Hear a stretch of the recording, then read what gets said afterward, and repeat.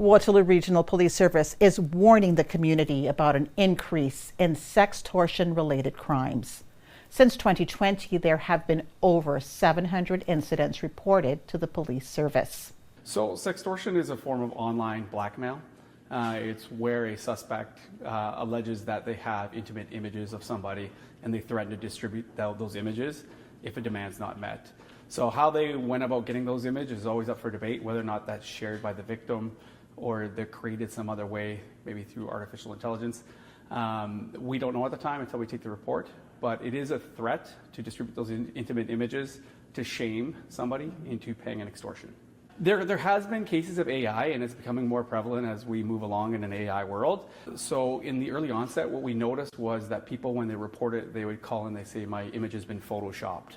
So it's just a term that they knew from a while ago, and they use that. So anytime that we see Photoshop, we start thinking that it's AI. So last year we had 7 reported cases of photoshopped incidents, which we would probably determine to be AI, because it's not explainable as to how somebody would have an image. And the person reporting it is saying, this isn't me. This is my face, or this is my likeness, but this isn't my image. They know that it's not them, but to their friends and their contacts on their social media accounts, they don't know that it's not them.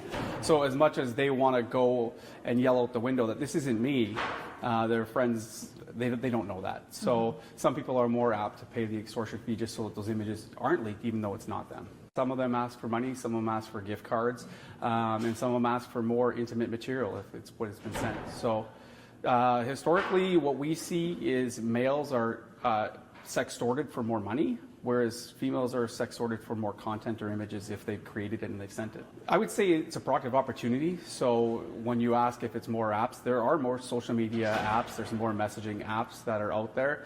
More and more children and adults are on these apps communicating with strangers all over the world. So I would say that there's a direct correlation between the two. Obviously, limit your social media footprint. That's not possible for everybody. I know we like social media. It's become ingrained in our lifestyle. So if you choose not to limit your social media footprint, obviously you want to create the highest security standards possible. So lock down those profile accounts. Conversing with strangers is always a little bit of a risky business, so know who you're conversing with online. We like to say if you've never met the person in person, actually in real life, be very cognizant and wary of what you're doing with that person online. For parents, we know who's on the contact lists of your children. I know I have children myself, so we audit those friends lists, and the question is, who is this person? How do you know them?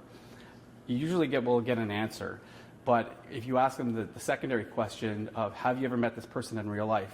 You'll probably get a different answer. So we go through, as parents, and we go through the whole contact list, and do you know this person? Have you met them in real life? And if you've never met them in real life, they don't belong on your phone, in your electronic life. When you ask specifically about what kids can do, what we do see a lot of the time is we'll see some of the suspects, they'll befriend some people that maybe aren't as stringent in their security rules on their social media. So they'll get into a group of friends or a school group, and they build credibility through that group. So they're friends with A, B, and C. So when D gets a friend request from them, they look at it and they say, well, they're friends with A, B, and C. I should know them.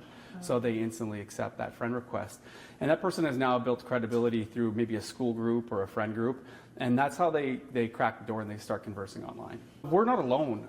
This is a trend that's happening all over the world. So Waterloo isn't any different in the sort of victimization that we're seeing here as it is anywhere else in the province of Ontario or Canada as well. So for the incidents that I track, they're generally the extortions.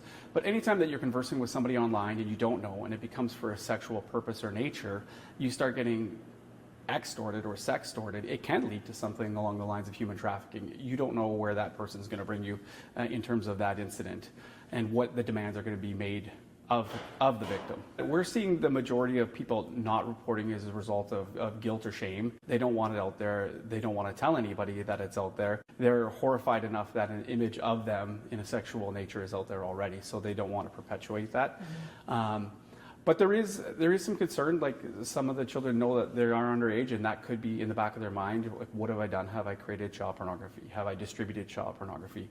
And as a victim, we're not looking to victim shame somebody who's made a mistake in their life, and they've distributed images of themselves. So that's not something we'd be looking to proceed with. We're obviously looking for the person that's doing the extortion and asking for that material, because if you're actively engaged in speaking with an underage minor online, you know you're doing something wrong, especially if you're asking for sexual images of them.